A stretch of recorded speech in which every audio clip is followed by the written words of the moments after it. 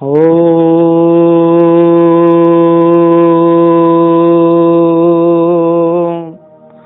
ब्रह्मयज्ञानं प्रथमं पुरस्ताद्वेषेमितः सुरोचो वेनयावः स्वबुधन्याय उपमायस्य विष्ठा सतस्य योनिम सतस्य विवः।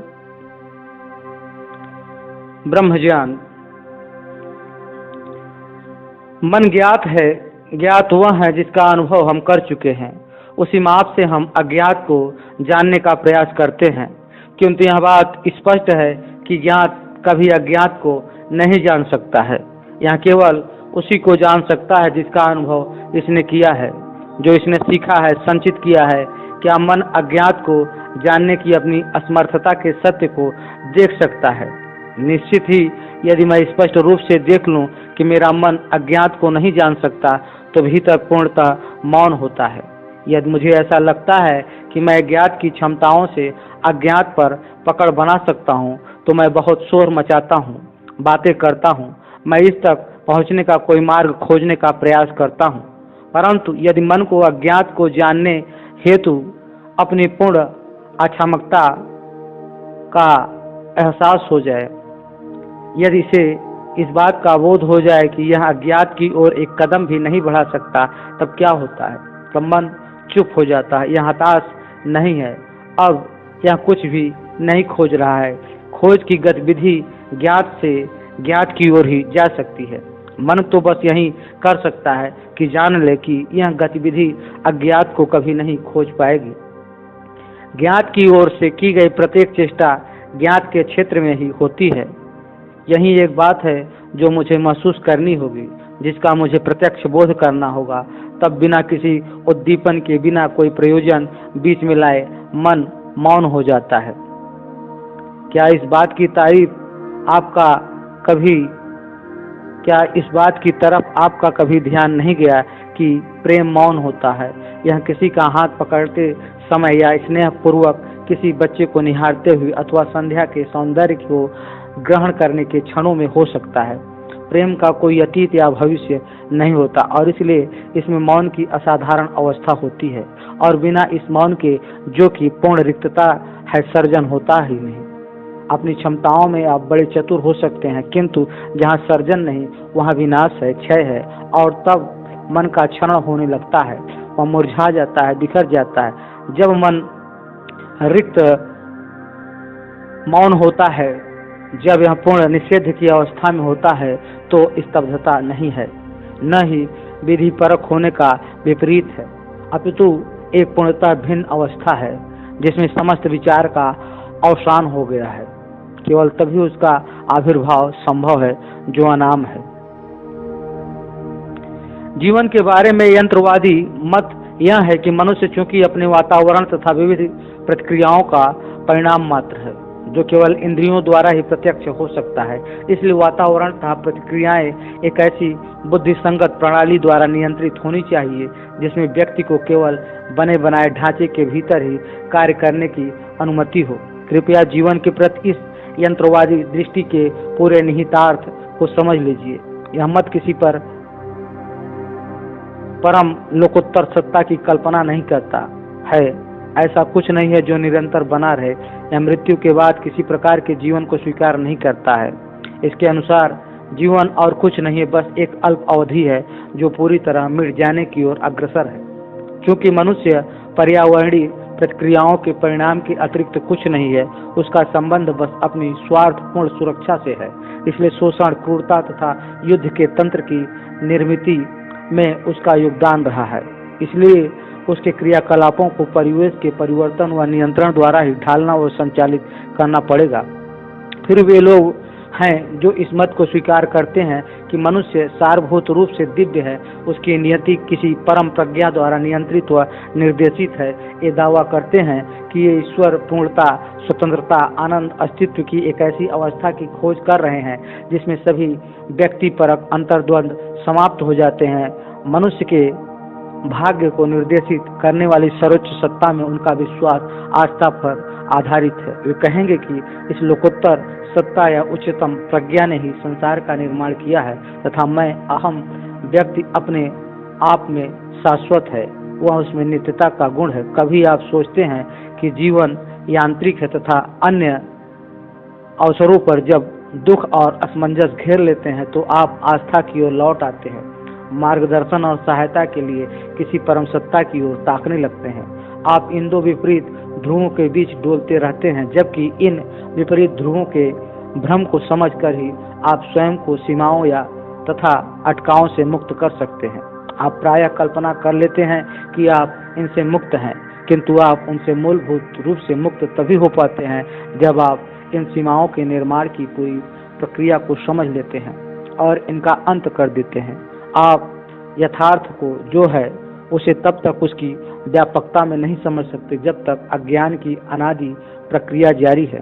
जब यह प्रक्रिया थम जाती है, जिसने अपनी लालसा की ऐच्छिक गतिविधियों से स्वयं को बनाए रखा है, तब वह विद्यमान होता है, जिसे कोई चाहे तो यथार्थ सत्य परमानंद कह सकता है। संभवतः इस बात का पता लगाने की कोशिश में कुछ समय देना श्रेयस्कर होगा कि क्या जीवन की कोई सार्थकता है भी। वह जीवन नहीं जो हम जी रहे हैं, क्योंकि आधुनिक अस्तित्व की सार्थकता तो न के बराबर है। हम जीवन को बौद्धिक अर्थवत्ता दे सकते हैं, इसे हम सैद्धांतिक, बौद्धिक, आध्यात्मिक या यदि आप इस शब्द का प्रयोग उचित समझें, रहस्यवादी अर्थ दे दिया करते हैं।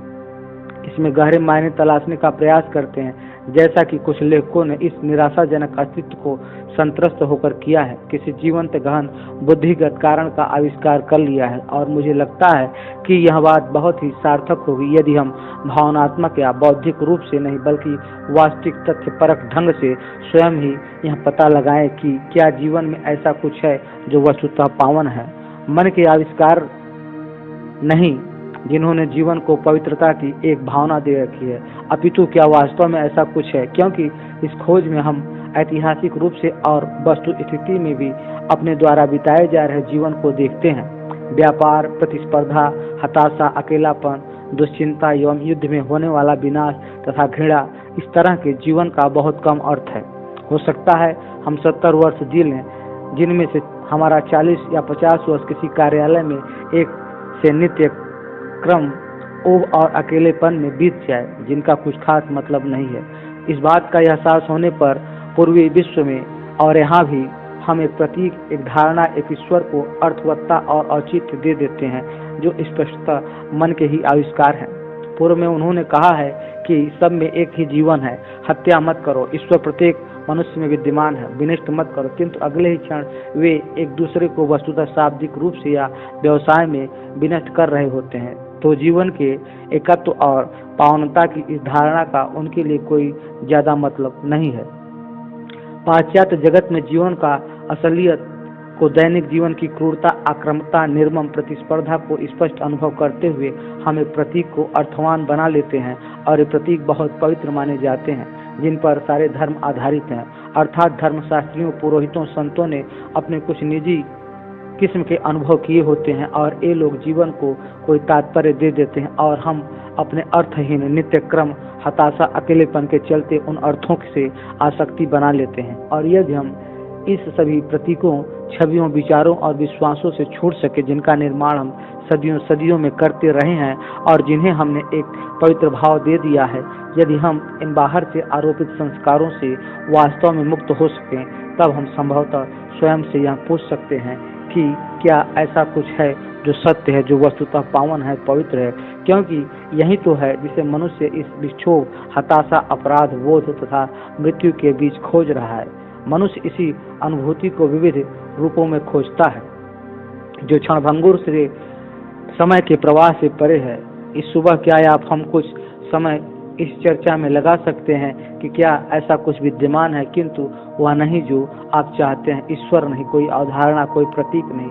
क्या आप इस सब को एक तरफ हटाकर तब खोज में उतर सकते हैं। शब्द केवल संप्रेषण के माध्यम होते हैं, पर शब्द वस्तु नहीं है, और जब कोई शब्दों में उलझ जाता है तो उस प्रतीक, उन शब्दों, उन अवधारणाओं से स्वयं को छुड़ा पाना अति कठिन होता है। जिनसे अवबोध में वस्तुतः बाधा पड़ती है। यद्यपि शब्दों का प्रयोग तो करना ही पड़ता है, परंतु शब्द तथ्य नहीं होते। अतः यदि इस बारे में भी हम सजग सावधान रह सके कि शब्द तथ्य नहीं है, तब इस प्रश्न में हम बहुत गहरे बैठना प्रारंभ कर सकते हैं। अर्थात मनुष्य ने अपने अकेलेपन और हताशा के चलते एक विचार को हाथों से या मन से बनाई गई किसी छवि को पवित्रता प्रदान कर दी है। वह छवि ईसाई, हिंदू, बौद्ध तथा उसी प्रकार औरों के लिए असाधारण रूप से महत्वपूर्ण बन गई है, और उन सब ने उस छवि में एक पवित्रता का भाव आरोपित कर दिया है। और क्या हम इस सब को एक तरफ हटा पाते हैं? शाब्दिक या सैद्धांतिक रूप से नहीं, अपितु वस्तुतः इसे पर कर पाते हैं, इस तरह की गतिविधि की निरर्थकता को देख पाते हैं, तब हम पूछना प्रारंभ कर सकते हैं। किंतु उत्तर देने वाला कोई नहीं है, क्योंकि स्वयं से किए गए किसी भी आधारभूत प्रश्न का किसी के द्वारा उत्तर दिया ही नहीं जा सकता, और अपने ही द्वारा तो एकदम नहीं। पर हम यह कह सकते हैं कि प्रश्न रखें और उस प्रश्न को खदकने दे, खोलने दे, उस प्रश्न को गतिशील होने दे, और उस प्रश्न का अनुसरण अंत तक करने की सामर्थ्य हम में होनी चाहिए। हम इस सुबह यही पूछ रहे हैं कि क्या कुछ ऐसा है जो प्रतीक के शब्द के पार है, कुछ ऐसा जो यथार्थ है, सत्य है, जो आपने आप में पूर्णतः पवित्र है।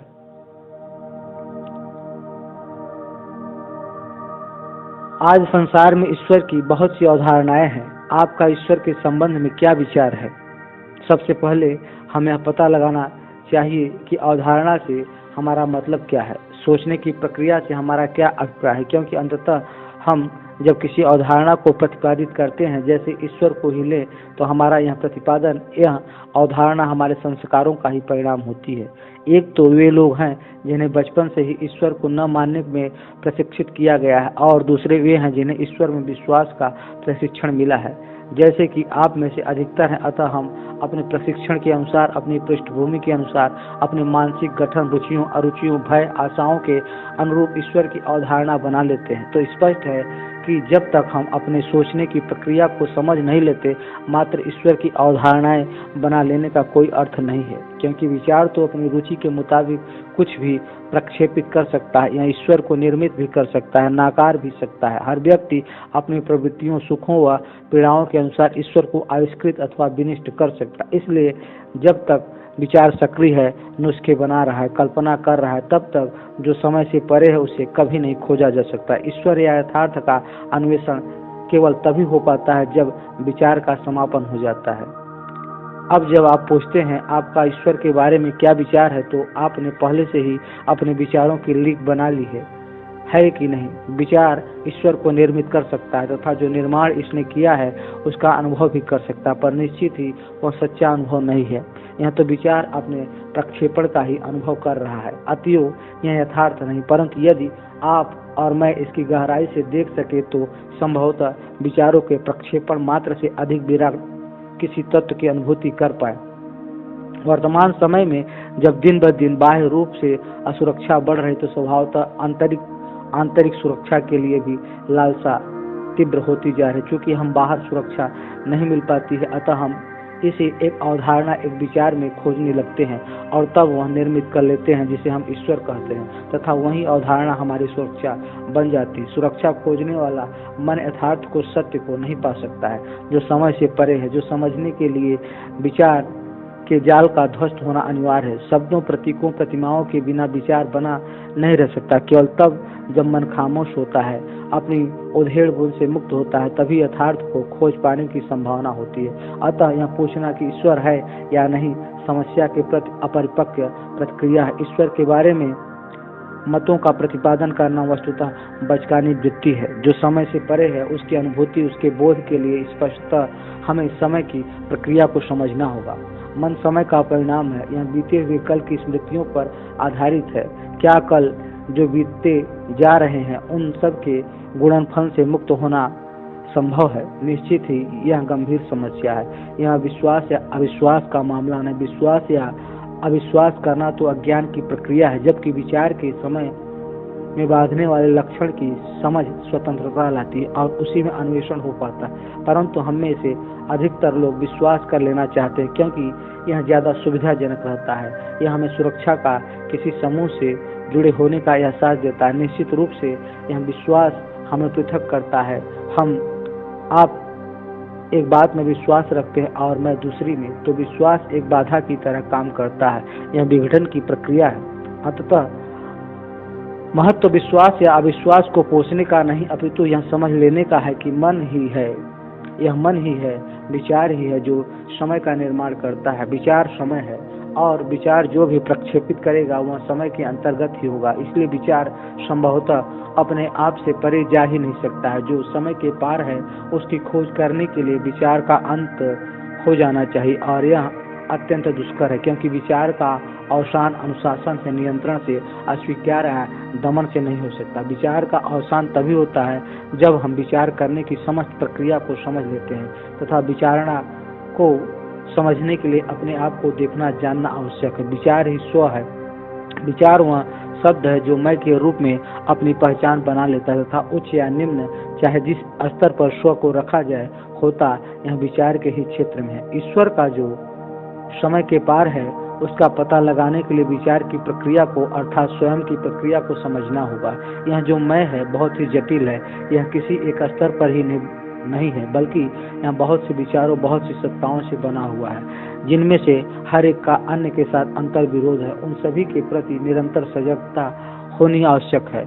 यह ऐसी सजगता जिसमें कोई चुनाव, कोई निंदा या तुलना नहीं। तात्पर्य यह कि वस्तु स्थितियों को बिना विकृत किए, बिना उसका अर्थ बदले, जैसी वे हैं वैसे ही देखने की क्षमता का होना आवश्यक है। जो हमने देखा है उसे जब हम आंकने लगते हैं, उसके अपने अर्थ लगाने लगते हैं, तो हम अपनी पृष्ठभूमि के अनुरूप उसे विकृत कर देते हैं। यथार्थ या ईश्वर का अन्वेषण करना हो तो विश्वास काम नहीं आ सकता, क्योंकि स्वीकृति या निषेध अन्वेषण में बाधक है। हम सब बाह्य रूप से, आंतरिक रूप से भी सुरक्षित होना चाहते हैं, और मन को यह बात समझ लेनी चाहिए कि सुरक्षा की खोज ही एक भ्रम है।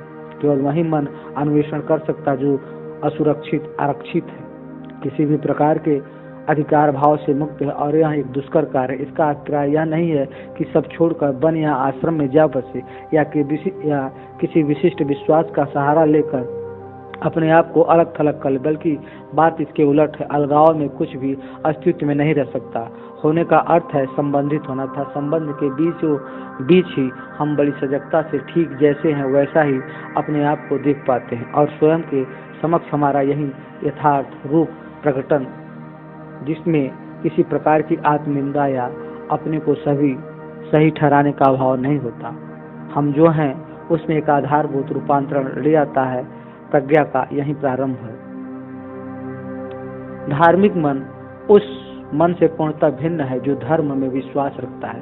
धार्मिक मन समाज की संस्कृति से मनोवैज्ञानिक स्तर पर स्वतंत्र होता है। यह विश्वास के किसी भी रूप, अनुभव या स्व अभिव्यक्ति की किसी प्रकार की मांग से भी मुक्त होता है, और मनुष्य ने, मुझे ऐसा लगता है, युगों युगों से विश्वास के द्वारा एक अवधारणा निर्मित की है जिसे ईश्वर कहा जाता है। मनुष्य के लिए ईश्वर नामक उस अवधारणा में विश्वास करना आवश्यक बन गया, क्योंकि वह पाता है कि जीवन एक दुखद प्रसंग है, निरंतर संग्राम, द्वंद्व, दुर्दशा का सिलसिला, जिसमें कभी कभार प्रकाश, सौंदर्य व उल्लास की चिंगारी दमक उठती है।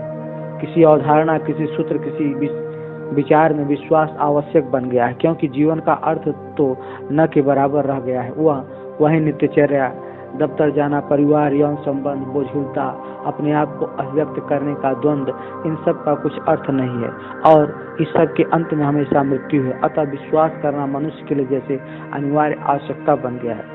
किसी स्थान विशेष की जलवायु के अनुसार इन विचारों और सूत्रों के आविष्कारकों की बौद्धिक सामर्थ्य के अनुरूप ईश्वर, उद्धारक, दिव्यात्मा की अवधारणा आकार लेती रही है, और इसके द्वारा मनुष्य परमानंद की अवस्था, सत्य, कभी विचलित न होने वाली मनोदशा के यथार्थ तक पहुंचने का हमेशा प्रयास करता रहा है। इस प्रकार उसने एक लक्ष्य को मान कर लिया है, और उसने प्रयत्न उसी दिशा में रहे हैं। इन विचारों और अवधारणाओं के रचयिता कोई न कोई व्यवस्था या मार्ग निर्धारित कर गए हैं, जिसका उस परम यथार्थ तक पहुंचने के लिए अनुसरण करना होगा, और मनुष्य ने अपने मन को सताया है, अनुशासन के द्वारा, नियंत्रण के द्वारा, आत्मदमन के द्वारा, संयम और तप के द्वारा, और उस यथार्थ तक पहुंचने के वहाँ अलग अलग रास्ते इजाद करता रहा। एशिया में उस यथार्थ तक ले जाने वाले बहुत से तथाकथित मार्ग हैं जो रुझानों और परिस्थितियों के हिसाब से बने और इन मार्गों का अनुसरण उस यथार्थ तक पहुंचा देगा जिसका मापन मनुष्य द्वारा विचार द्वारा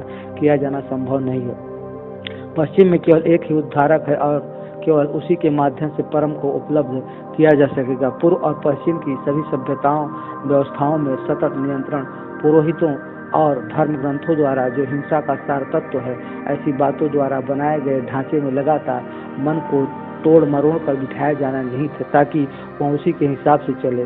वह हिंसा न केवल यौन सुख में त्याग में है अपितु हर प्रकार की इच्छा, हर तरह की सुंदरता के नकार में, निग्रह में, किसी पूर्व निर्धारित ढांचे के अनुरूप बनने में भी है। वे कुछ तरह के चमत्कार करते हैं, किंतु चमत्कार कर लेना तो सबसे आसान बात में से एक है, चाहे वह पश्चिम हो या पूर्व में हो। और जिन्होंने ये चमत्कारी शक्तियां प्राप्त कर ली है उन्हें संतों के रूप में प्रतिष्ठित कर दिया जाता है। उन्होंने इस दिशा में कीर्तिमान स्थापित कर लिए हैं कि वे पूरी तरह से उस ढांचे के अनुरूप बन चुके हैं। वह ढांचा ही उनके रोज के जीवन में प्रकट हो रहा है।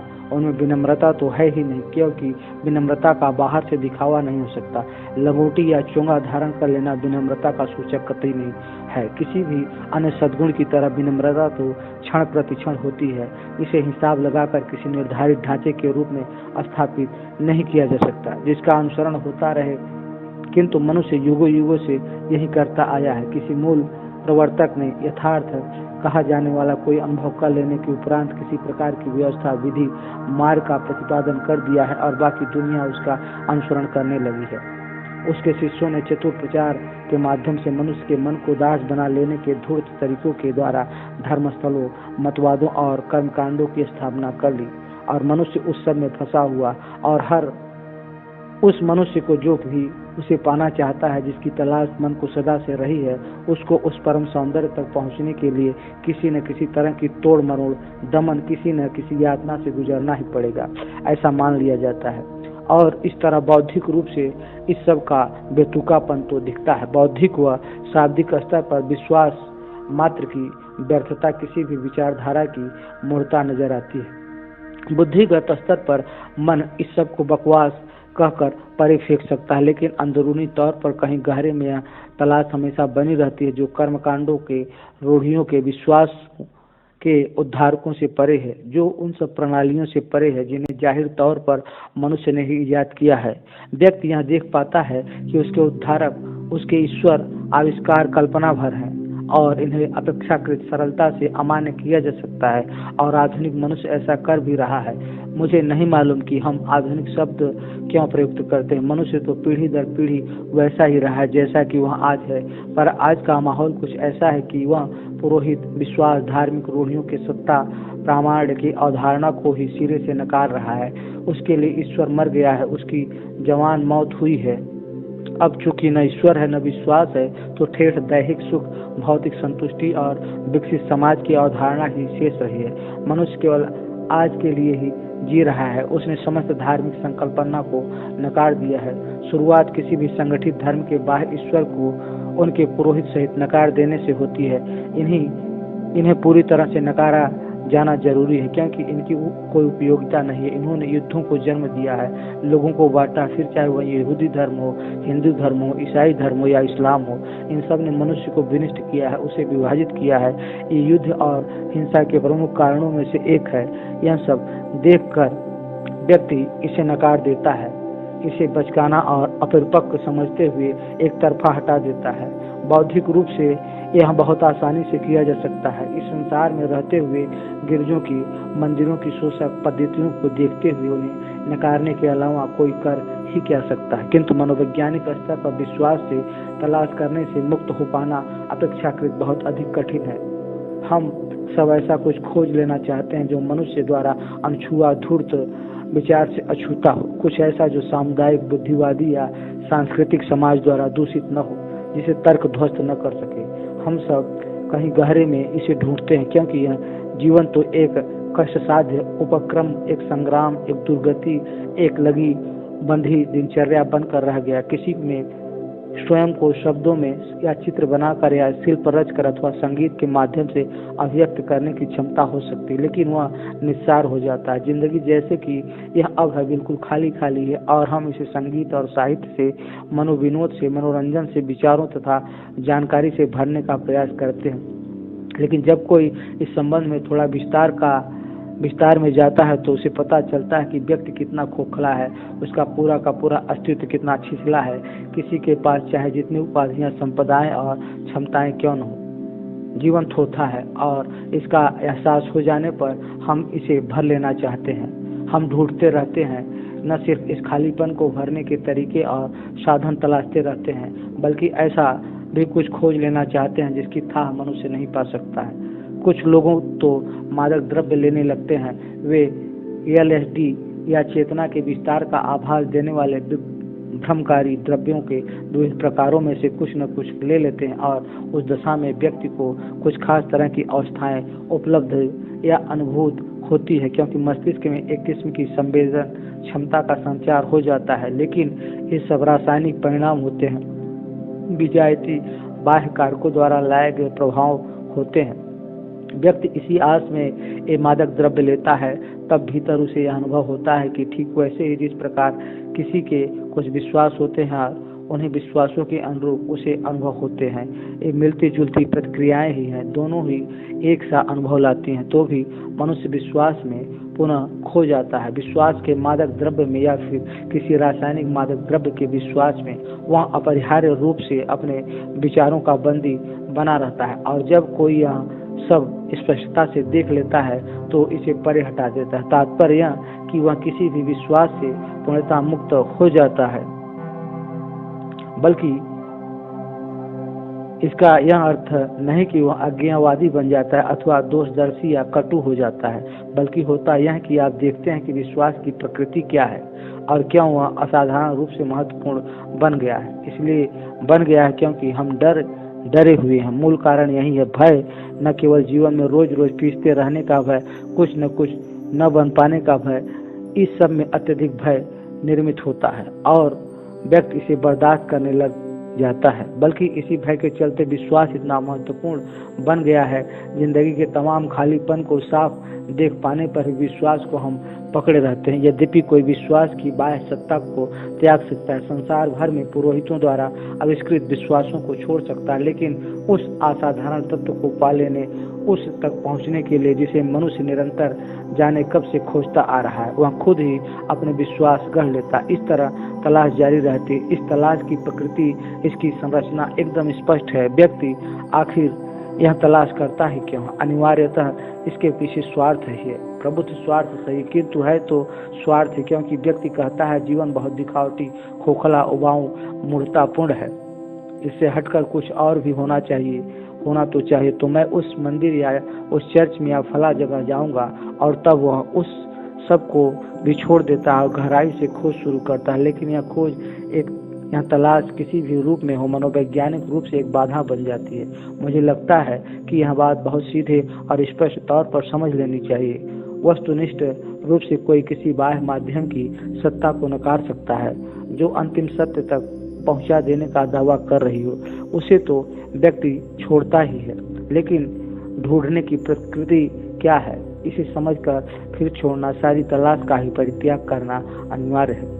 क्योंकि व्यक्ति पूछता है कि वह तलाश क्या कर रहा है। यदि आप इसकी जांच करें कि वह है क्या जिसे हम ढूंढने में लगे हैं, हम चाहते क्या हैं, तो क्या उस तलाश में यह निहित नहीं है कि कुछ ऐसा जिसे आप पहले से जानते हैं, जो आपने खो दिया है और अब आप उसे ढूंढ लेना चाहते हैं। यह तलाश के निहितार्थों में से एक है। तलाश में पहचान की प्रक्रिया शामिल होती है, अर्थात तलाश करने पर आपको जो मिलता है, वह जो कुछ भी है, आपको उसे पहचान लेने में सक्षम होना चाहिए, अन्यथा तलाश का कोई अर्थ नहीं है। व्यक्ति कुछ ढूंढता है, आशा करता है कि इसे पा लेगा और पा लेने पर पहचान जाएगा, लेकिन यह पहचान स्मृति की ही क्रिया है। अतएव इसमें यह बात निहित है कि आप पहले से उसे जानते हैं, आप पहले से ही उसकी एक झलक पा चुके हैं, या आप सभी संगठित धर्मों के भारी प्रचार से सघन रूप से संस्कारित हैं और इसलिए आपने उस अवस्था में स्वयं को सम्मोहित कर लिया है। तो जब आप तलाश रहे हैं तो पहले से ही आपकी एक अवधारणा है, एक ख्याल है कि आप क्या तलाश रहे हैं, और जब उसे आप पा लेते हैं तो मतलब यह होता है कि आप उसे जानते ही थे, अन्यथा आप उसे पहचान कैसे पाते। इस कारण से वह सत्य है ही नहीं। अतः आवश्यकता मन की उस स्थिति को पाने की है जो सारी तलाश समस्त विश्वास से मुक्त हो, बिना कटु हुए, बिना अवरुद्ध हुए। क्योंकि हमारी सोच का रुझान यह होता है कि यदि हम निरंतर खोजेंगे नहीं, प्रयत्न नहीं करेंगे, संघर्ष नहीं करेंगे, पीछे नहीं पड़ेंगे तो मुरझा जाएंगे, बिखर जाएंगे। मुझे नहीं मालूम कि हमें मुरझाना क्यों नहीं चाहिए। जैसे कि अब हम न मुरझा रहे हो, व्यक्ति मुरझाता ही है जब वह मरता है, जब वह बूढ़ा होता जाता है, जबकि भौतिक देह का अवसान होता है। हमारा जीवन ही मुरझाने की प्रक्रिया है, क्योंकि इसमें रोज के जीवन में हम अनुकरण करते हैं, नकल करते हैं, पीछे चलते हैं, आज्ञा मानते हैं, जो मुरझाने के ही ढंग है। अतः जो अब विश्वास के किसी रूप में, किसी स्वनिर्मित विश्वास में नहीं फंसा हुआ है, ढूंढने में नहीं लगा है, जो कुछ भी तलाश नहीं कर रहा है, हालांकि यह बात कुछ अधिक मुश्किल है, ऐसा मन अत्यधिक जीवंत होता है। सत्य तो क्षण प्रतिक्षण है, सदाचार की तरह, सौंदर्य की तरह। यह कुछ ऐसा है जिसमें निरंतरता नहीं होती। जिसमें निरंतरता है वह तो समय की उपज है और समय विचार है। यह देखते हुए कि मनुष्य ने अपने साथ क्या क्या किया है, कैसे उसने स्वयं को यातनाएं दी है, कठोर बनाया है, राष्ट्रवादी बनकर मनोरंजन के किसी भी रूप में अपने आप को भुलाकर, चाहे साहित्य अथवा इस या उस तरह से अपने जीवन के इस सारे ढर्रे को देखते हुए वह स्वयं से पूछता है क्या इस सब से होकर उसे गुजरना ही होगा। आप इस प्रश्न को समझ रहे हैं। क्या मनुष्य के लिए इस प्रक्रिया से कदम कदम दर कदम गुजरना जरूरी है। पहले तो विश्वास को छोड़ना, यदि आप जरा भी सतर्क हैं, फिर किसी भी तरह की तलाश को छोड़ देना, मन को यातना देना बंद करना, अर्थ सेवन का त्याग। यह देखते हुए कि मनुष्य ने जिसे वह यथार्थ कहता है उसे पाने के लिए अपने साथ क्या क्या किया है। व्यक्ति पूछता है, कृपया स्वयं से पूछे, न कि मुझसे। वह पूछता है कि क्या कोई ऐसा तरीका है या ऐसी कोई अंतर विस्फोट की प्रस्फुटन की स्थिति है जो एक ही दम में वह सारा कुछ परे हटा दे, क्योंकि समय कोई हल नहीं है, तलाश में निहित है, उसमें आखिरकार पा ही लेने वाली बात है। शायद 10 साल लगे या ज्यादा भी, या फिर जन्मों जन्मों से गुजरते हुए अंततः उपलब्धि हो, जैसा कि पूरी एशिया का विश्वास है। इस सब में समय निहित है। जो भी अंतर्द्वंद है, समस्याएं हैं, उन्हें क्रमशः दूर करते जाना, अधिक चतुर, अधिक बुद्धिमान बनते जाना, धीरे धीरे जानकारी परिचय बढ़ाना, धीरे धीरे क्रमशः मन को संस्कार रहित करना, यह सभी कुछ समय में निहित है। और यह बात स्पष्ट ही है कि समय तो मार्ग नहीं है, न ही विश्वास, न ही किसी प्रणाली, किसी गुरु, किसी शिक्षक, किसी दार्शनिक, किसी पुरोहित द्वारा थोपे गए कृत्रिम अनुशासन। यह सब कुछ तो बहुत ही बचकाना है। तो क्या यह संभव है कि व्यक्ति इन सब से होकर कतई न गुजरे और तो भी उस असाधारण तत्व को समझ हो, क्योंकि उस तत्व को आमंत्रित तो किया जा नहीं सकता। कृपया इस सीधे सरल तथ्य को समझ लें, उसे निमंत्रित नहीं किया जा सकता, ढूंढा नहीं जा सकता, क्योंकि उस असीम अनंत को इस लघु गृह में, इस छोटे से कमरे में, भले ही यह साफ सुथरा हो, आमंत्रित नहीं किया जा सकता, क्योंकि हमारा मन अत्यंत मूढ़ है, क्षुद्र है, हमारी भावनाएं बिल्कुल निम्न स्तरीय हैं, जीने के हमारे ढंग एकदम दिग्भ्रमित है, उसे आमंत्रित नहीं कर सकते हैं। आमंत्रित करना हो तो आपके लिए इसको जानना जरूरी है, और आप इसे जान नहीं सकते, चाहे कोई भी ऐसा कहता रहे, क्योंकि जिस क्षण आप कहते हैं मैं जानता हूं, आप नहीं जानते हैं। जैसे ही आप कहते हैं कि आपने इसे पा लिया है, आपने इसे नहीं पाया होता। यदि आप कहते हैं कि आपने इसका अनुभव कर लिया है, आपने कभी इसका अनुभव नहीं किया है। ये सब तो दूसरे का शोषण करने के धूर्त तरीके हैं, चाहे वह दूसरा व्यक्ति आपका मित्र हो या शत्रु हो। यह सब देखते हुए औपचारिक तौर पर नहीं, अपितु प्रतिदिन के जीवन में, अपनी दैनंदिन गतिविधि में, जब आप लेखनी उठाते हैं, जब आप बातें करते हैं, जब सैर सवारी के लिए बाहर जाते हैं, जब बागों में अकेले टहल रहे होते हैं, इस सब को एक ही नज़र में देखकर इसके लिए कई ग्रंथ पढ़ने की दरकार नहीं है। आप एक ही दृष्टि में एकदम सारी बात समझ सकते हो। वस्तुतः आप ये समग्रता में केवल तभी समझ पाते हैं जब आप स्वयं को जानने लगते हैं। जैसे आप हैं, ठीक वैसा ही स्वयं को को जानते हैं, सीधे तौर पर समग्र मनुष्य के परिणाम के रूप में, फिर चाहे आप हिंदू हो, मुसलमान हो, ईसाई हो या कुछ और हो। तभी ऐसा होता है, तब आप मनुष्य के प्रयत्नों, उसके छलाओं, उसके पाखंडों, उसकी पाशविकता, उसकी तलाश की सारी बनावट को समझ लेते हैं। और व्यक्ति यह पूछता है क्या बिना इसे आमंत्रित किए, बिना इसकी प्रतीक्षा किए, बिना ढूंढे, बिना खोजे इसे समझ पाना संभव है कि बस यह हो जाए जैसे आपकी खिड़की खुली हो और शीतल बयार आ जाए। आप उस बयार को बुलावा नहीं दे सकते हैं, पर आपको खिड़की तो खुली रखनी ही होती है। इसका यह मतलब नहीं है कि हम प्रतीक्षा की अवस्था में होते हैं, वह तो धोखे का ही एक और रूप है। इसका यह भी अर्थ नहीं है कि उसकी उपलब्धि के भीतर एक खुलापन निर्मित करना चाहिए, वह भी तो विचार का ही एक अन्य प्रकार हुआ। लेकिन इस तलाश में लगे बिना, विश्वास का सहारा लिए बिना किसी ने स्वयं से यह पूछा है तो यह पूछना ही खोज लेना है। पर हम पूछते नहीं हैं, हम चाहते हैं कि हमें बस बता दिया जाए। हमें हर बात संपुष्ट व प्रमाणित चाहिए। मूलभूत रूप से भीतर गहरे में हम हर प्रकार के बाह्य अथवा आंतरिक सत्ता प्रामाण्य से कभी मुक्त होते ही नहीं हैं। यह हमारे मानस की संरचना से सर्वाधिक विचित्र लक्षणों में से एक है कि हम सभी चाहते हैं कि हमें बताया जाए। जो कुछ हमें बताया गया है हम उसी के परिणाम हैं। हमें जो बताया गया है वह हजारों सालों का प्रचार है।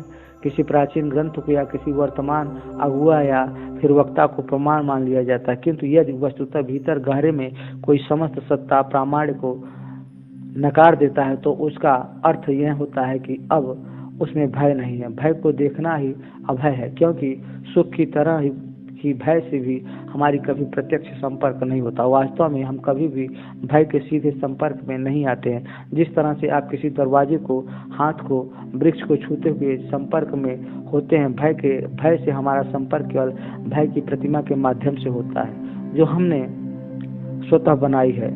हम सुख को केवल अर्ध सुखों के माध्यम से जानते हैं। हम कभी भी किसी चीज के साथ प्रत्यक्ष संपर्क में नहीं होते। मुझे नहीं मालूम कि कभी आपने ध्यान दिया है कि जब आप एक वृक्ष को छूते हैं, जैसा कि आप झुरमुट में टहलते हुए करते हैं, तो क्या आप उस वृक्ष को वस्तुतः छू रहे होते हैं या आपके और उस पेड़ के बीच कोई आवरण बना रहता, हालांकि आप उसे छू रहे होते हैं। इसी तरह से भय के सीधे संपर्क में आने के लिए उसकी कोई प्रतिमा, कोई छवि नहीं होनी चाहिए, जिसका अर्थ है कि वास्तव में कल के भय की कोई स्मृति ही नहीं होनी चाहिए। तभी तो आप आज के वास्तविक भय के वास्तविक संपर्क में आ पाते हैं। तब यदि कल के भय की कोई स्मृति नहीं है तो आपके पास एक क्षण के भय के साक्षात हेतु ऊर्जा होती है और वर्तमान से संपर्क के लिए आपके पास अत्यधिक ऊर्जा होनी आवश्यक है। हम इस जीवंत ऊर्जा को जो हम सभी में होती है किसी छवि, किसी सूत्र, किसी सत्ता प्रामाण्य में बर्बाद करते रहते हैं और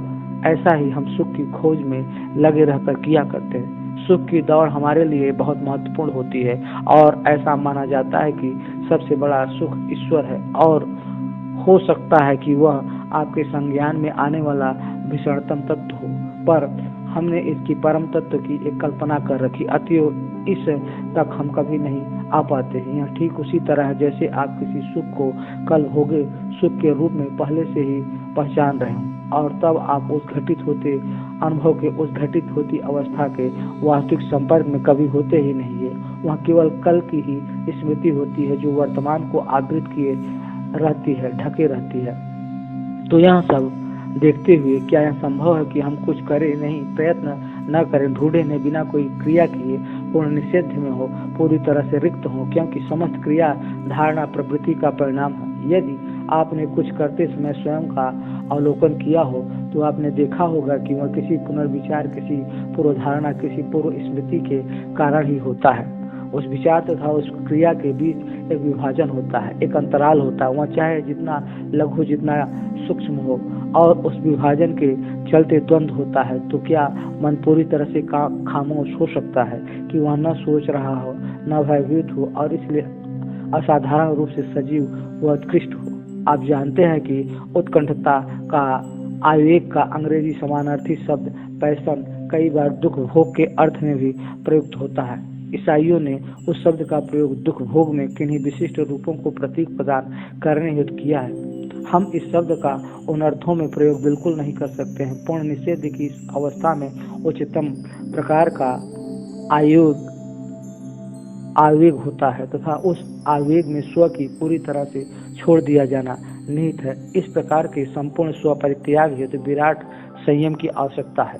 ऐसा संयम जो लोगों को सता रहे, किसी पुरोहित की कठोरता नहीं है, उन संतों का संयम नहीं है जिन्होंने स्वयं को यातनाएं दी है, जो संयमी बने बैठे हैं क्योंकि अपने मन को उन्होंने निशंस बना लिया है। संयम तो एक अद्भुत सादगी है, कपड़े और खाने पीने की सादगी नहीं, अपितु एक आंतरिक सादापन है। ऐसा संयम, ऐसा आवेग संपूर्ण निषेध का सर्वोत्तम प्रकार है और संभवतः तब यदि आप सौभाग्यशाली, भाग्य की वहाँ कोई भूमिका नहीं रहती। उस तत्व का अनामंत्रित बिना किसी बुलावे के आविर्भाव होता है, तब मन का प्रयत्नों में लगे रहने का सामर्थ्य समाप्त हो चुका होता है। उस स्थिति में आप जो चाहेंगे करेंगे क्योंकि तब प्रेम विद्यमान होगा। ऐसा धार्मिक मन न हो जो सच्चे समाज का सर्जन हो नहीं सकता, और सच्चे समाज का सर्जन हमें करना ही होगा जिसमें स्वार्थ की इस डरावनी गतिविधि के लिए कम से कम जगह हो। केवल ऐसे धार्मिक मन की उपस्थिति में ही शांति संभव है, बाह्य रूप से भी और अंतर से भी।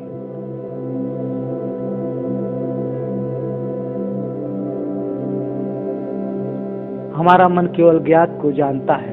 हमारे भीतर वह क्या है जो हमें अज्ञात यथार्थ की, ईश्वर की खोज में प्रवृत्त करता है? क्या आपका मन अज्ञात की ओर प्रेरित होता है? क्या हमारे भीतर अज्ञात को, यथार्थ को, ईश्वर को पाने के लिए कोई अभिप्रेरणा मौजूद है? इस पर गहराई से सोचिए।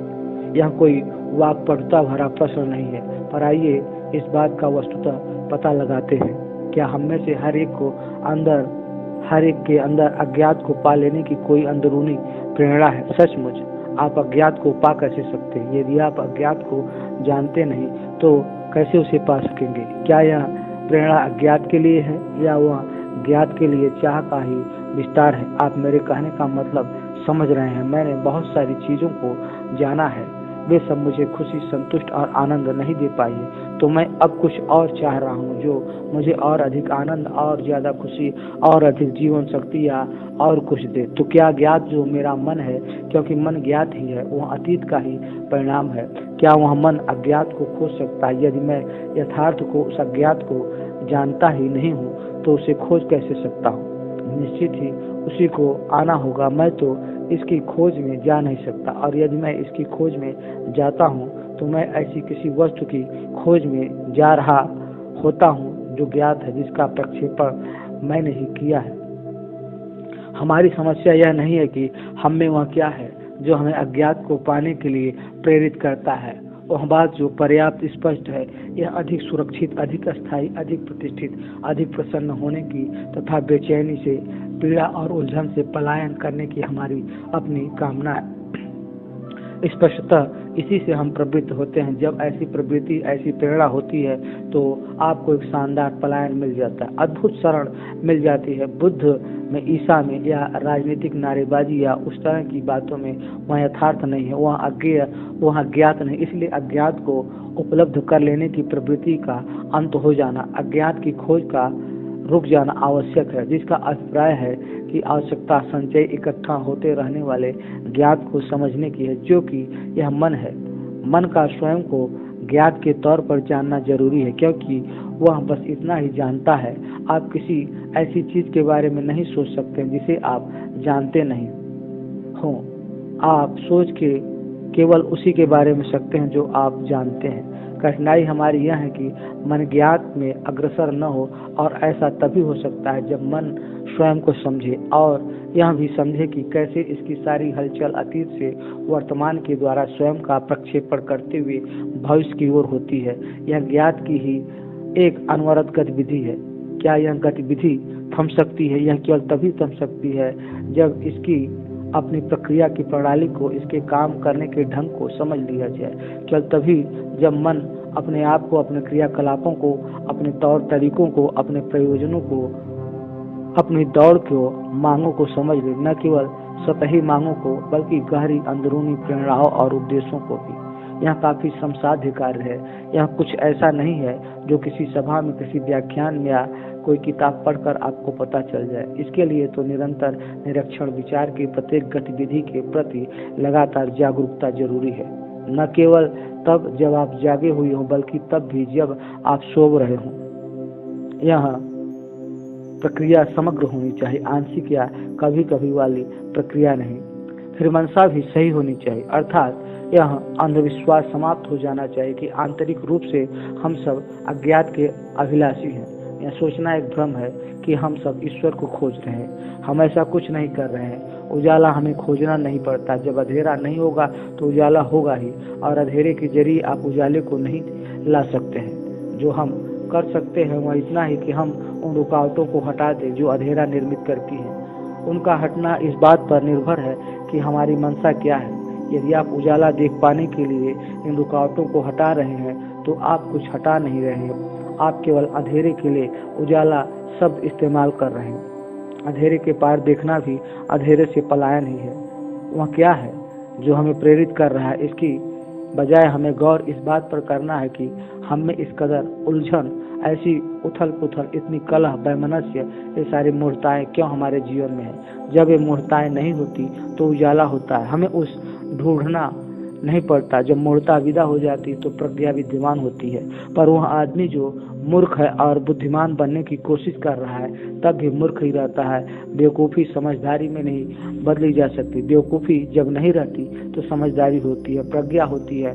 स्पष्ट है कि मूढ़ व्यक्ति जब प्रज्ञावान, बुद्धिमान बन जाने का प्रयास करता है तो वह ऐसा कभी नहीं कर पाता। मूर्खता क्या है, यह जानने के लिए व्यक्ति को इसकी सतही तौर पर नहीं अपितु पूरी तरह से समग्रता, गंभीरता और गहनता से जांच पड़ताल करनी होती है। उसे मूर्खता के विभिन्न परतों को देखना समझना होता है, और जब मूर्खता समाप्त हो जाती है तो बुद्धिमत्ता है जो हमारे भीतर अस्त व्यस्त युद्ध, वर्ग, द्वंद्व, भेद, दंभ, प्रसिद्धि की दौड़, जानकारी का संग्रह, संगीत, कला तथा अन्य विविध प्रकारों से पलायन, इन तमाम प्रवृत्तियों को निर्मित कर रहा है, वह क्या है, इसे मालूम करना महत्वपूर्ण है, न कि यह जानना कि क्या ज्ञात है। श्रेष्ठतर कुछ और है जो हमें अज्ञात की ओर प्रवृत्त कर रहा है। निश्चय ही यह महत्वपूर्ण है कि हम इन सारी प्रवृत्तियों को उसी रूप में देखें जैसे कि वे हैं, और ठीक जैसे हम हैं वैसे ही स्वयं की ओर वापस आएं। वहां से हम आगे बढ़ सकते हैं। जब मन किसी अन्य तत्व की चाह में भविष्य में किए जा रहे अपने प्रक्षेपण को रोक देता है, जब मन वस्तुतः चुप, गहन शांति में होता है तो अज्ञात अस्तित्व में आता है। आपको इसे खोजना नहीं पड़ता, आप इसे आमंत्रित नहीं कर सकते हैं। जिसे आप आमंत्रण दे सकते हैं वह तो आपको ज्ञात ही होता है। आप एक अज्ञात अतिथि को आमंत्रण नहीं दे सकते हैं। जिसे आप जानते हो उसी को आमंत्रित कर सकते हैं। अज्ञात को, ईश्वर को, यथार्थ को, या जो भी आप इसे पुकारते हो, इसको हम नहीं जानते हैं। इसे ही आना होता है। यह तभी आ सकता है जब खेत सही हालत में हो, धरती जोती गई हो। पर आपने यदि जुताई इस वजह से की है कि यह आ जाए तो यह आप तक कभी नहीं आ पाएगा। हमारी समस्या ज्ञानातीत को खोजना नहीं, मन की संचयी प्रक्रियाओं को समझना है। मन जो कि हमेशा ज्ञात ही होता है, यह काम बहुत मेहनत का है, जो निरंतर अवधान की एक ऐसी सतत सजगता की मांग करता है जिसमें विचलन, भीति का, तदात्म का, निंदा का कोई भाव नहीं है। यह जो है उसके साथ होना है, केवल तभी मन निश्चल हो पाता। ध्यान व अनुशासन का कितना भी आधिक्य मन को सही मायने में निश्चल नहीं बना सकता। हवाएं थम जाने पर ही झील स्थिर होती है, पर आप झील को स्थिर बना नहीं सकते। हमारा कार्य उस अज्ञेय की खोज में प्रवृत्त होना नहीं है। हमारा कार्य तो अपने भीतर की इस विभ्रम को, अशांति को, इस दुर्दशा को समझ लेना है, और तब अनजाने में ही चुपचाप एक आविर्भाव होता है जो आनंदमय है। ईश्वर क्या है, आप कैसे पाते, कैसे पता लगाएंगे? क्या आप किसी और की जानकारी को स्वीकार कर लेंगे, या आप खुद यह खोज करने की कोशिश करेंगे कि ईश्वर क्या है? प्रश्न पूछना बहुत सरल है, पर सत्य को अनुभूत करना प्रचुर प्रज्ञा, गहन संवाद तथा खोज की अपेक्षा रखता है। अतएव पहला प्रश्न है, ईश्वर के विषय में किसी अन्य ने जो कहा है, क्या आप उसे ही मान लेने वाले हैं? इससे क्या फर्क पड़ता है कि वह कौन है, कृष्ण, बुद्ध या ईसा मसीह, क्योंकि ये सभी गलती पर हो सकते हैं। इसी तरह आपका अपना विशिष्ट गुरु भी गलती पर हो सकता है। सत्य का पता लगाने के लिए, पूछताछ करने के लिए आपका मन अवश्य मुक्त होना चाहिए। इसका अर्थ है यह यूं ही विश्वास नहीं कर सकता, स्वीकार नहीं कर सकता। मैं सत्य का वर्णन कर सकता हूँ, पर यह सत्य को स्वयं अनुभव कर लेने के समान नहीं है। सभी पवित्र पुस्तकें ईश्वर का वर्णन करती हैं, पर वह वर्णन ईश्वर नहीं है। ईश्वर शब्द ईश्वर नहीं है, ऐसा ही है न। सत्य का पता लगाने के लिए आपको उसे कभी स्वीकार नहीं करना चाहिए। जो पुस्तकें शिक्षक या अन्य व्यक्ति कहते हैं, इस सब से कभी प्रभावित नहीं होना चाहिए। अगर आप इससे प्रभावित हैं तब आपको वही पता चलेगा जो वे चाहते हैं कि आपको पता चले। आपको यह भी अवश्य मालूम होना चाहिए कि आपका मानस जो भी चाहता है उसकी प्रतिमा निर्मित कर सकता है। यह दाढ़ी वाले या एकाक्षी ईश्वर की कल्पना कर सकता है। यह उसे नीला या बैगनी रंग का बना सकता है। अतः आपको अपनी ही इच्छाओं के प्रति सजग होना है और अपनी ही इच्छाओं और आकांक्षाओं के प्रक्षेपणों के छलावे में नहीं आना है। अगर आपकी आकांक्षा ईश्वर को किसी विशिष्ट रूप में देखने की जो प्रतिमा आप देखेंगे वह आपकी ही अभिलाषा के अनुरूप होगी। यह प्रतिमा ईश्वर नहीं है। अगर आप दुख में हैं और दिलासा चाहते हैं या अपनी धार्मिक महत्वाकांक्षाओं में भाव एवं रोमानी महसूस करते हैं तो अंततः आप ऐसे ईश्वर का निर्माण कर लेंगे जो आपकी इच्छाओं की पूर्ति तो कर देगा, पर फिर भी वह ईश्वर नहीं होगा।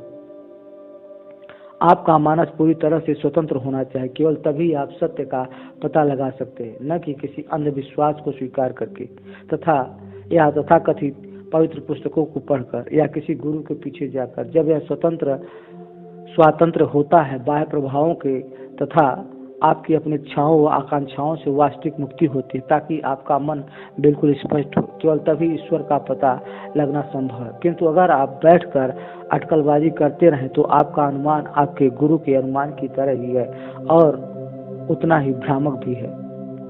क्या हम अपनी अचेतन इच्छाओं के प्रति सजग हो सकते हैं?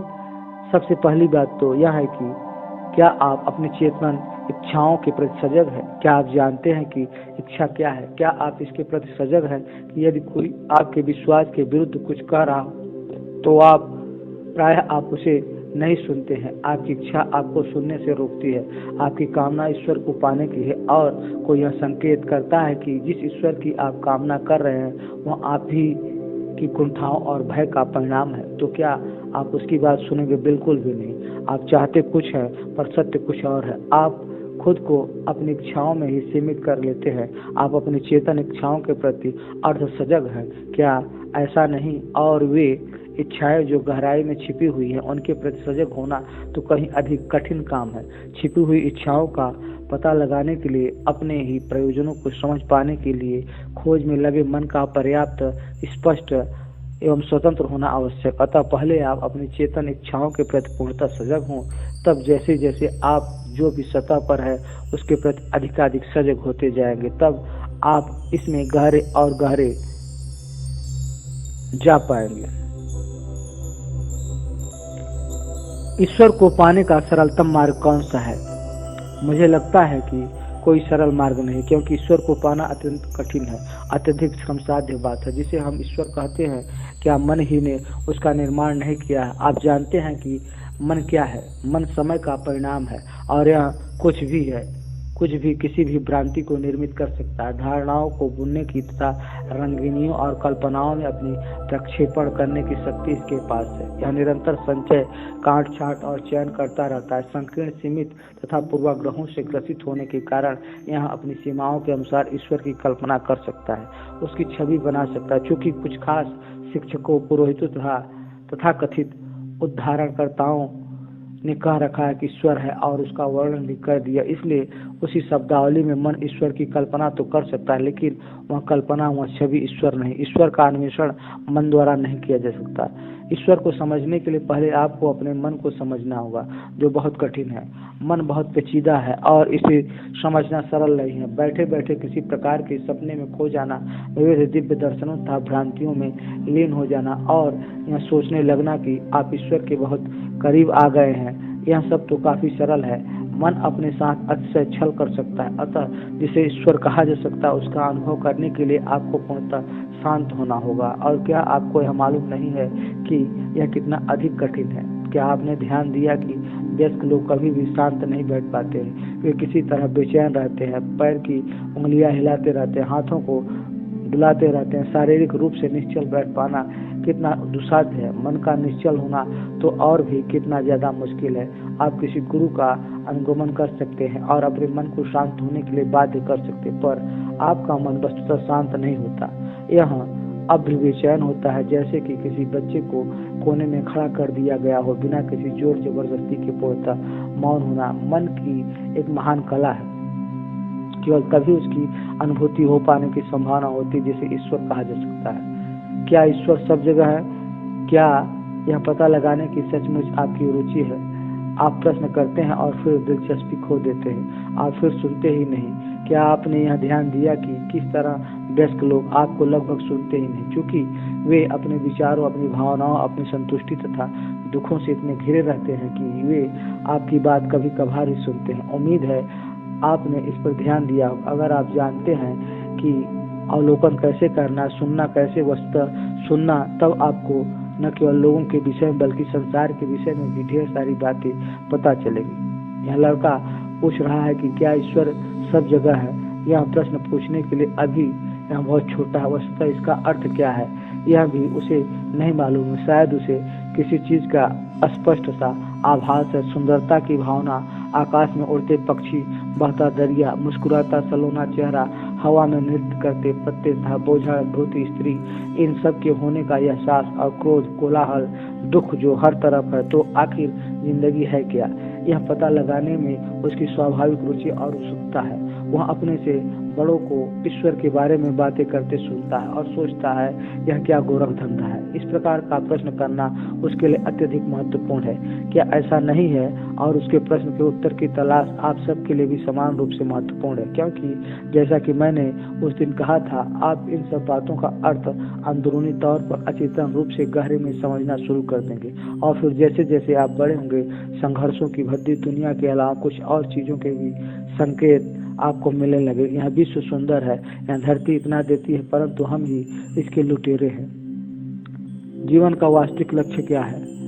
सबसे पहले तो यही है कि आप इसका करते क्या है। जीवन का लक्ष्य वही है जो आप जीवन को बनाएंगे।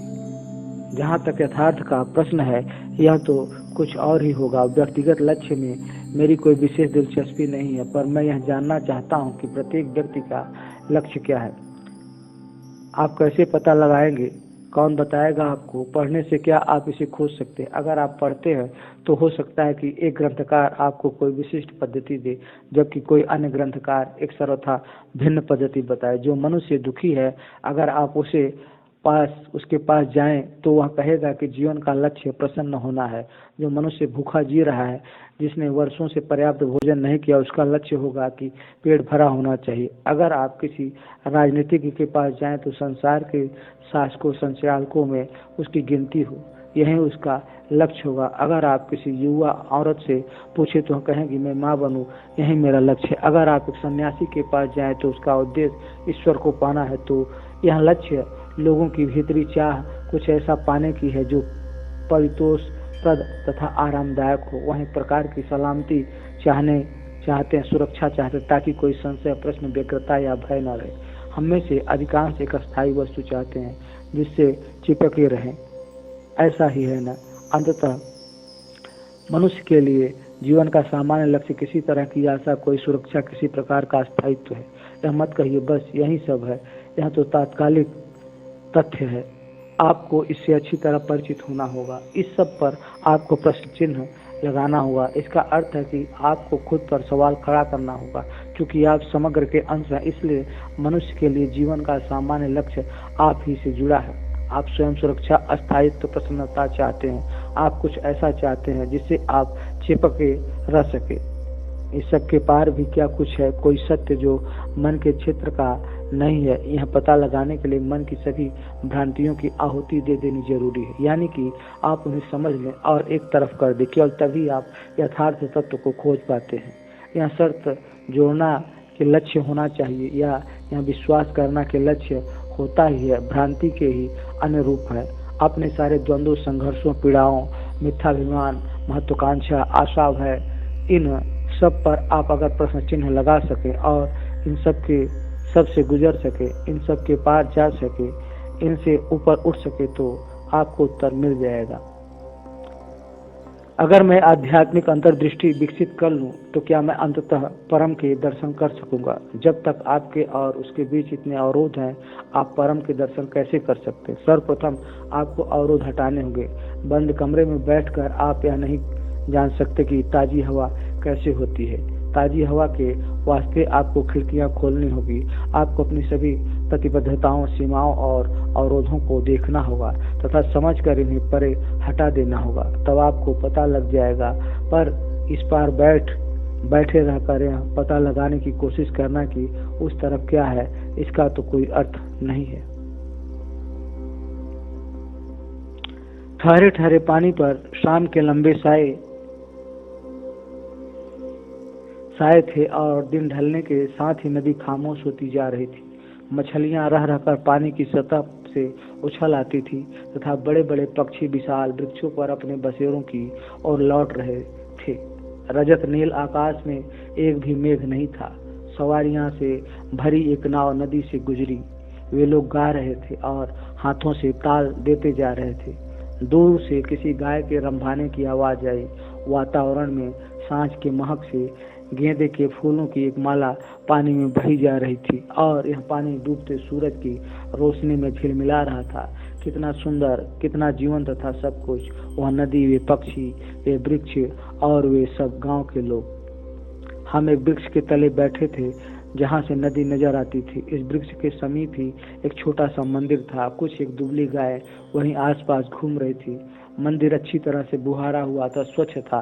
पास ही भली भांति सींचे गए उस फूल वाले पौधों की देखभाल होती थी। एक आदमी संध्या की पूजा आरती में रत था। उसकी आवाज धीमी और उदास थी। सूर्य की अंतिम किरणों में पानी का रंग नवजात पुष्पों के जैसा था। इस बीच एक व्यक्ति हमारे पास आ गया और अपने अनुभव के बारे में बताने लगा। उसने कहा कि अपने जीवन के कई वर्ष उसने ईश्वर की खोज को अर्पित कर दिया। आत्म संयम की विविध साधनाओं का उसने अभ्यास किया और जो उसे प्रिय था ऐसा बहुत कुछ उसने त्याग दिया। उसने सामाजिक कार्य में, विद्यालय निर्माण इत्यादि में भी भरपूर सहयोग दिया। उसकी रुचि कई बातों में थी, पर उसकी प्रगाढ़ अभिरुचि थी ईश्वर की खोज में। इतने वर्षों के उपरांत अब उसे ईश्वर की वाणी सुनाई देने लगी है और अब इसी वाणी से अपने जीवन की छोटी बड़ी सभी बातों में उसे मार्ग निर्देश मिलता है। अब उसका कोई भी कर्म अपने संकल्प से नहीं होता, अपितु उसी आंतरिक ईश्वरी वाणी के आदेशानुसार ही वह सारे काम करता है। किसी भी अवसर पर इस अंतर्वाणी ने उसे निराश नहीं किया। हालांकि उसकी स्पष्टता को वह प्रायः दूषित करता रहा। इसकी प्रार्थना सदैव अपनी पात्रता को शुद्ध करने की होती थी ताकि पात्र का प्राप्त करने की इसकी योग्यता कायम रहे। क्या वह अपरिमेय आपके और मेरे द्वारा पाया जा सकता है? समय द्वारा रचित माध्यम से क्या उसे खोजा जा सकता है जो समय के क्षेत्र का नहीं है? क्या अध्याय वसाय पूर्वक अभ्यास से लाया गया अनुशासन हमें अज्ञात तक ले जा सकता है जिसका न आदि है न अंत है? उस तक पहुंचने के लिए क्या कोई साधन है? क्या हम अपनी इच्छाओं के जाल में उस यथार्थ को पकड़ सकते हैं? जो कुछ हमारे हाथ लगता है वह ज्ञात का प्रक्षेपण ही है, किंतु अज्ञात ज्ञात के हाथ नहीं आ सकता। जिसे कोई नाम दिया जाता है वह तो अनभिधेय अनाम है और नाम देकर हम केवल संस्कार जनित प्रतिक्रियाएं ही जगा रहे होते हैं। ये प्रतिक्रियाएं या तो प्रत्युत्तर चाहे जितने श्रेष्ठ और सुगध हों यथार्थ से उद्भूत नहीं है।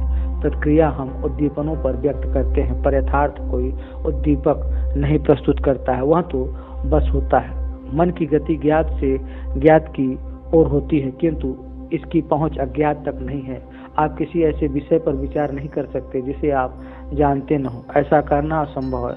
आप जो भी सचेत सोचते हैं वह ज्ञात से अतीत से ही आता है, भले ही वह सुदूर अतीत हो या अभी अभी बीते क्षण का अतीत हो। यह अतीत विचार ही है जिसे अनेकों प्रभावों ने आकर और संस्कार दिए हैं। परिस्थितियों और दबावों के अनुरूप यह अपने आप में सुधार करता रहता है, पर विचार होता है हमेशा समय की प्रक्रिया ही है। विचार निषेध अथवा आग्रह मात्र कर सकता है या नूतन की खोज या तलाश नहीं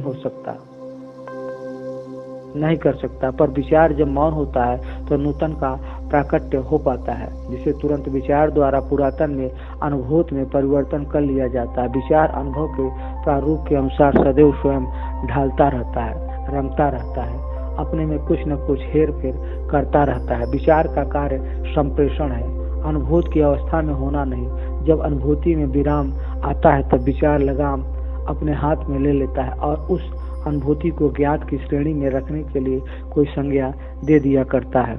विचार अज्ञात को नहीं भेज सकता, इसलिए यह यथार्थ का अन्वेषण या अनुभव कभी नहीं कर पाता। अनुशासन, त्याग, निरासक्ति, पूजा पाठ, सदाचार का अभ्यास, ये सभी चाहे जितने श्रेष्ठ हों, विचार की प्रक्रिया ही है और विचार केवल किसी लक्ष्य की दिशा में, उपलब्धि की दिशा में कार्यरत हो सकता है।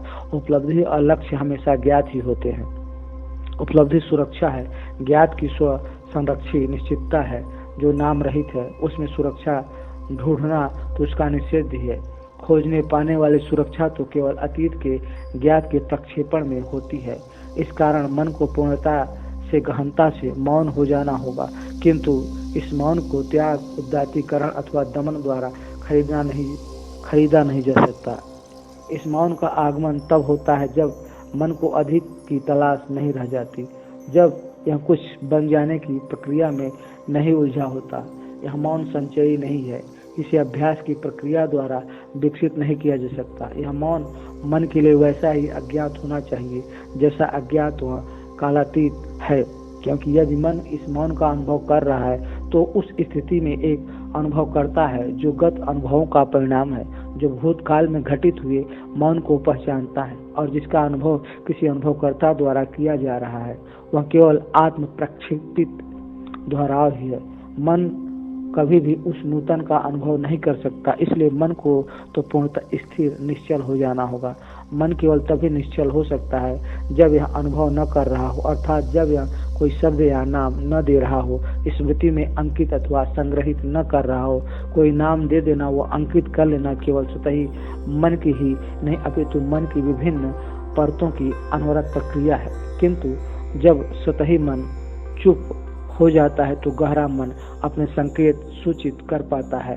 जब चेतन, समग्र चेतना मौन एवं शांत होती है, कुछ बनने की प्रक्रिया से मुक्त होती है, केवल तभी अपरिमेय अस्तित्व में आता है। इस मुक्ति, इस स्वतंत्रता को बनाए रखने की आकांक्षा कुछ बनते रहने की इच्छुक की स्मृति को निरंतरता देती है, जो यथार्थ के लिए बाधा स्वरूप है। यथार्थ की कोई निरंतरता नहीं है, यह क्षण प्रतिक्षण होता है, नित्य नूतन, चिर अभिनव। जिसकी निरंतरता को हो वह सर्जनात्मक कदापि नहीं है। सतही मन तो संप्रेषण का ही एक उपकरण मात्र है, यह उसका परिणाम नहीं पा सकता जो अपरिमेय है। यथार्थ कहने की बात नहीं है, और जब यह कहने की बात है तो यथार्थ नहीं है। यही ध्यान है।